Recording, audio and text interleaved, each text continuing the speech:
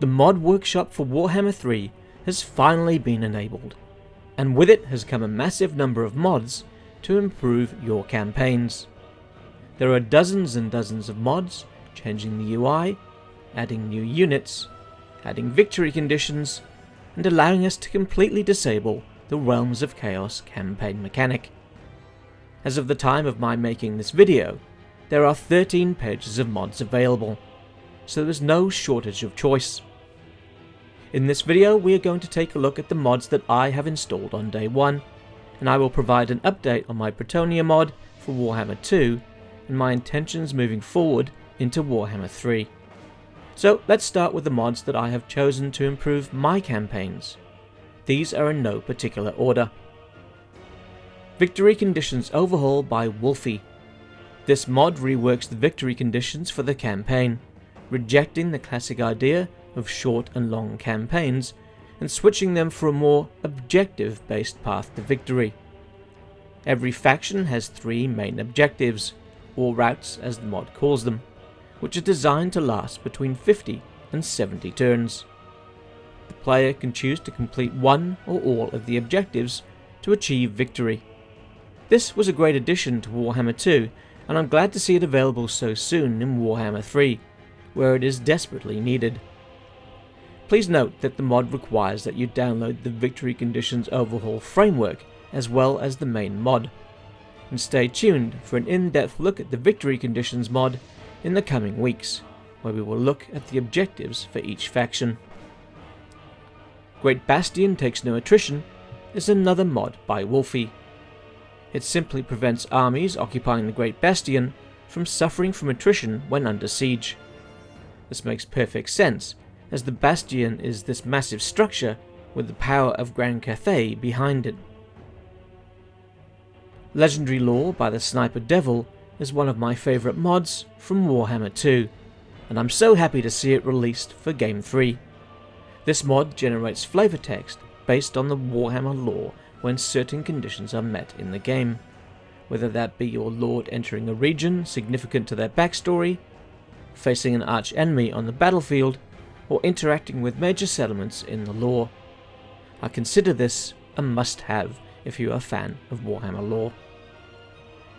The Better Camera mod by Cam2150 returns for Warhammer 3, allowing the camera to zoom in closer for better screenshots of the action, and to zoom out further for a more tactical view of the battlefield. Loreful Diplomacy, Warhammer 3 edition, by Jim J. Digby, is an update to the popular mod from Warhammer 2. It modifies the diplomatic actions of the factions and cultures in the game to prevent ridiculous scenarios, like the Dwarves and Skaven forging an alliance. It also makes adjustments to the Ogre Kingdoms, so their aversion to other factions is reset to 0, instead of the strange -40 found in vanilla. More Character Names by Bean adds dozens of new names to each faction pool, so you will no longer see the same characters running around your campaign. All of the names are lore friendly, so there are no worries on that front. Ruinous Incentive, All Climates for Demons, by Rob, makes it so every demonic faction can occupy any region without climate penalties, as all regions are marked as suitable for chaos. This makes perfect sense, as demons would not care if the weather was too hot or cold.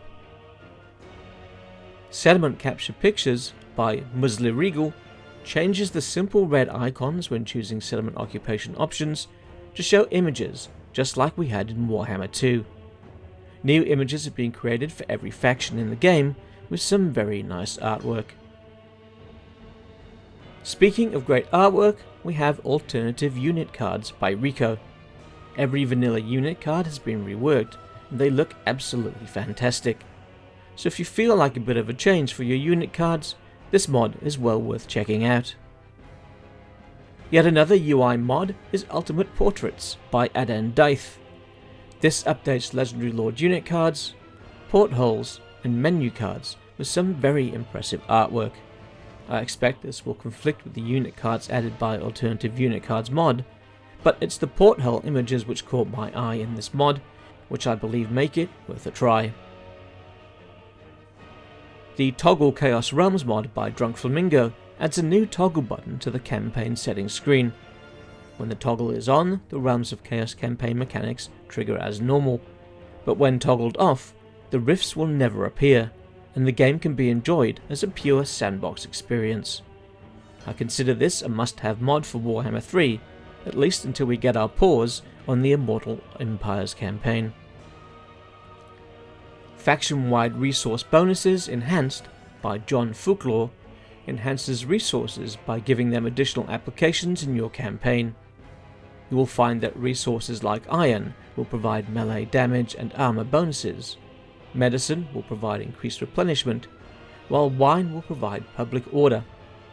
It's something that adds a bit more flavour to the management of your empire, as you may find yourself planning your expansion based on resources in nearby regions and their usefulness to your faction. I'm unsure how well balanced this mod is at the moment, but I consider it worth checking out as the resources can be quite bland for a number of the factions in Warhammer 3. So there we have the mods that I have installed in Warhammer 3 so far. I have bundled these into a single collection on the mod workshop for anyone interested, and the link will be available in the video description. Now let's move on to some news regarding my Bretonnia mod. In the version currently available on the Warhammer 2 workshop, Luon Leon Coeur, Alberic de Bordelot, and the Fey Enchantress all have new mechanics alongside the race-wide Crusade mechanic. I have been working to add a mechanic for Repents, which would have several mini-quests that were driven by dilemmas and battles throughout the campaign. I have finished the framework, but have encountered an issue I am unable to resolve. If the player has triggered a battle through one of my quests, then subsequent dilemmas do not get displayed, and the quest chain cannot move forwards. I have been banging my head against this for over a week, and have made no progress. And what baffles me is the fact that the code is practically a copy of what I have in my Ungrim Monster Hunt mechanic, which continues to work perfectly. This has quite frankly drained my enthusiasm for Repents' mechanic, and to some degree modding in general, and I have decided that I will put aside any further work on this until sometime after the release of the Immortal Empires map for Warhammer 3. I'd like to apologise to anyone who is looking forward to this mechanic. I did not mean to raise any false hopes, and with any luck I can find a suitable mechanic for Repents in the future.